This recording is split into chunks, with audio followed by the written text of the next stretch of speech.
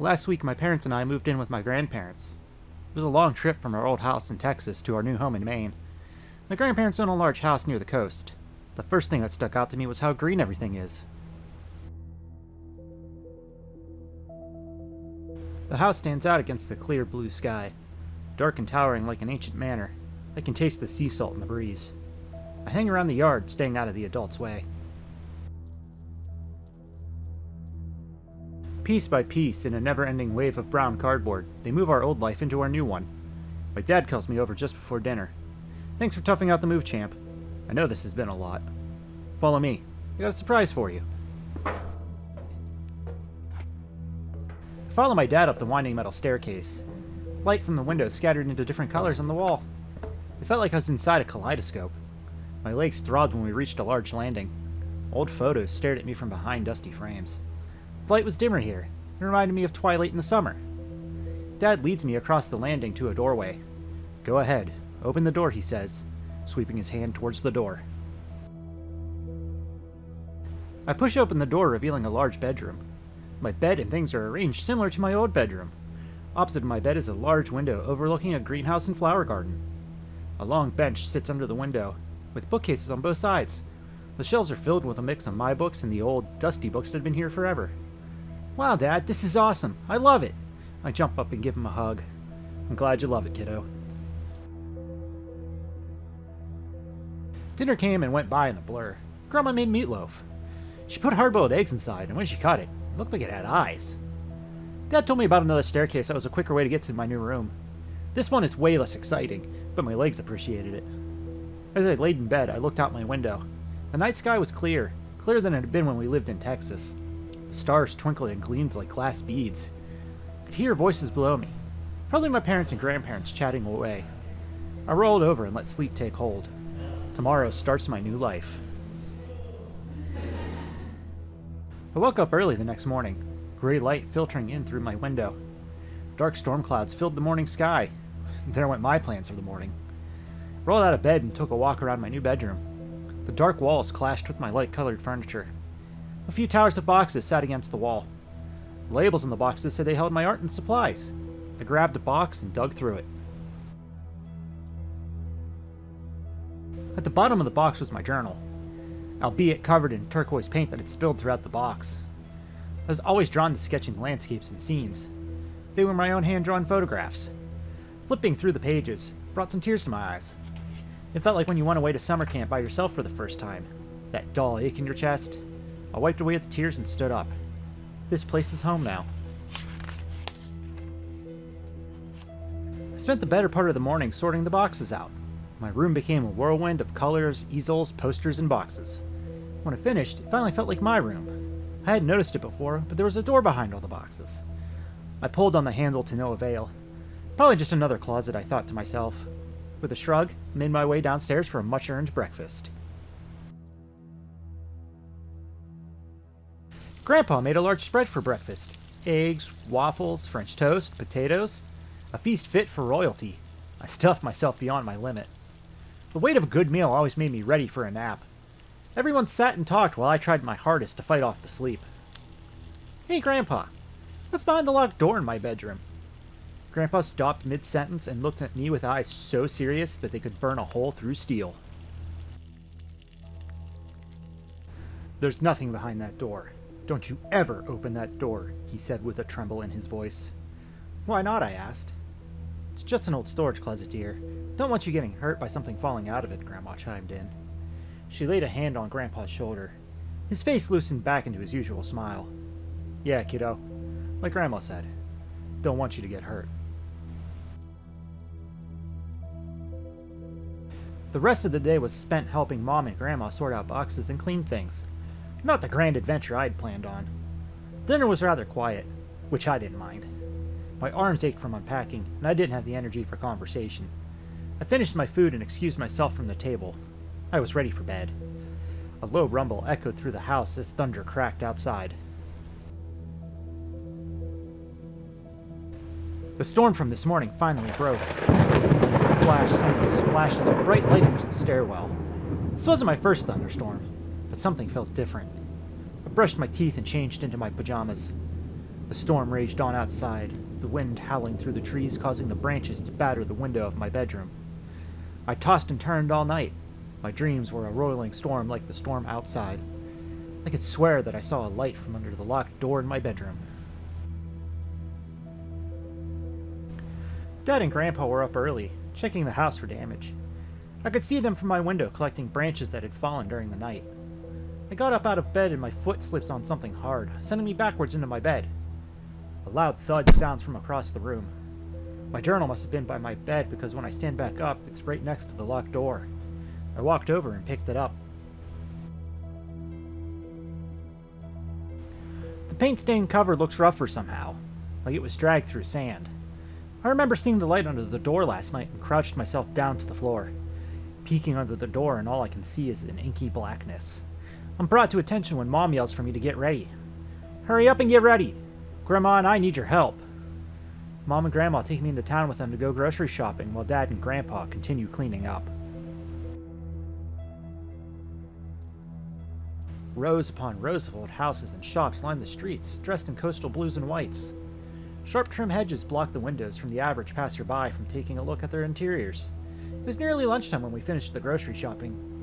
I sat tucked between rows of laden paper bags and blazoned with the smiling face of the grocery store mascot, a goofy bipedal rabbit wearing an apron.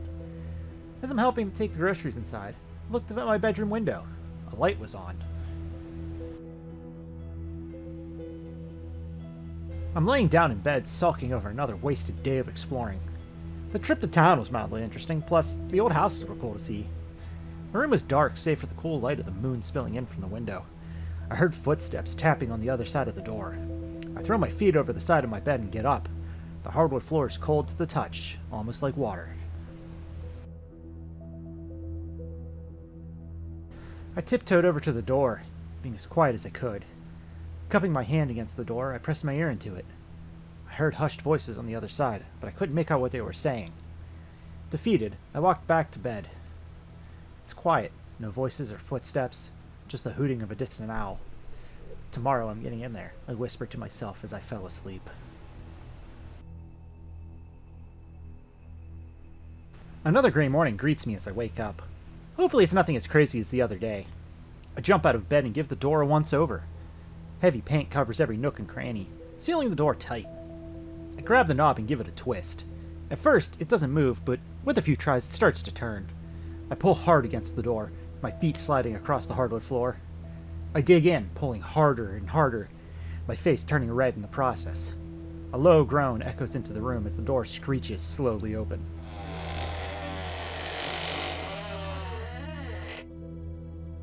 "No!" Grandpa yells as he dashes towards me and the now open door. Dust hangs in the air as he slams the door back shut. "I told you not to open that door," he scolds me sternly. "Go get ready for breakfast. I'll see you downstairs in a bit." I head downstairs with my head hanging low. Feels like everyone's eyes are watching me as I eat my breakfast silently. Mom sends me to go read in the library for a while. I can hear hammering for the rest of the morning. The hours pass as I burn through a book about Egypt. The photos of pyramids, the Sphinx, hieroglyphics fill my mind with a world of adventure. Stories of rituals and magic play out in my imagination. There's a soft knock on the door. "Hey, kiddo. Got a second?" Grandpa comes into the library and sits next to me. "Sorry for jumping you this morning. It's hard to explain, but just understand that behind that door is dangerous. I don't want to see you get hurt," he says, throwing an arm over my shoulder. I give him a hug. "Don't worry, I understand." Grandpa hugs back, his mustache rubbing against my neck. "Well, it's about dinner time. Let's go see what Grandma made good to eat." A large board is nailed across the door. I briefly considered trying to open the door, but decided against it. The footsteps from last night started up again. This time, they are followed by distant laughter. I crawl into bed and pull the covers over my head. The laughter becomes a dull murmur, drowned out by the layers of comforter. The footsteps grow louder and closer. Thump, thump, thump. A dense weight presses down on the edge of the bed. I curl myself up into as small of a ball as I can. The weight moves further up the bed like a slow-moving flood. I squeeze my eyes shut so tight that tears well up. It moved closer and closer, inch by inch, till it was almost on top of me. My voice caught in my throat, choking me. A shadow of a hand hovers over top my blanket shield, lingering like a storm cloud. A rush of cold air washes over me as the blanket is pulled off of me. I thrash my arms and kick my legs in a desperate attempt to save myself. Whoa there, it's just me. Slowly, I open my eyes. My dad is sitting at the foot of my bed, his arms up to protect himself from my crazed attacks. Dad! I nearly tackle him as I hug him. I heard a noise in here and came to check up on you, he said, sitting us both upright. I cry into his arms, my face a mess of tears and snot. It's okay, kiddo. It's okay.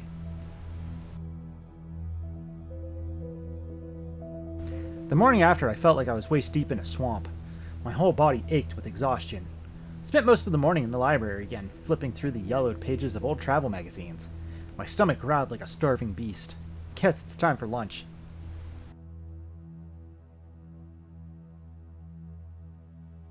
The whole house is silent.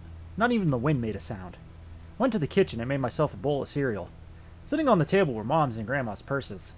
Looked out the window, and both cars were sitting in the driveway. The driver's side door is sitting wide open. That's odd. I set down my cereal and walked through the house. Every room is empty. Mom! Grandma! I scream. My throat is tightening with a growing anxiety. My search becomes more frantic. I fling open more doors and only find more empty rooms. I burst through the door of Grandpa's study. The smell of pipe tobacco hangs in the air. A waft of smoke slowly climbing into the air from the ashtray before fading away. Against the wall sits his desk. A picture window hangs just above the desk, overlooking the pond. Several tall trees stand in a row around the pond like a row of tin soldiers on patrol. The desk is covered in old photos and papers, but what catches my eye is a small, worn journal. I flip it open. Things start out pretty normal. Grandpa talks about his time in the army. He talks about some of his missions, the sights, the people. When I get towards the end, things get a little weird. The last couple pages are filled with sketches of beings and words that I can't make any sense of. Spots of the paper are crinkled and dimpled as if they had gotten wet. One of the margins is a handwritten note. I can't stop it. It's all my fault. The door slams upstairs. I nearly jumped out of my skin. The sound of voices carry through the house like a storm. I can't make out the words, but the voices are shouting. My legs are moving before my mind catches up. Before I know it, I'm standing in front of my bedroom door. The door hangs open on a single hinge, still swinging from the opening. Clothes and papers are scattered across the room. My easel and canvas had been knocked over and covered in random blotches of paint. Green handprint signing the art at the bottom. The board Grandpa and Dad had nailed to the locked door lies just in front of it, the nails standing straight up in the air as if they had been pulled straight out. The voices stop, and the house is silent again.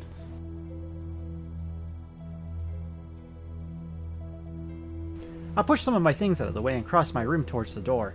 As I stand in front of it, a sickly, sweet smell seeps out from under it.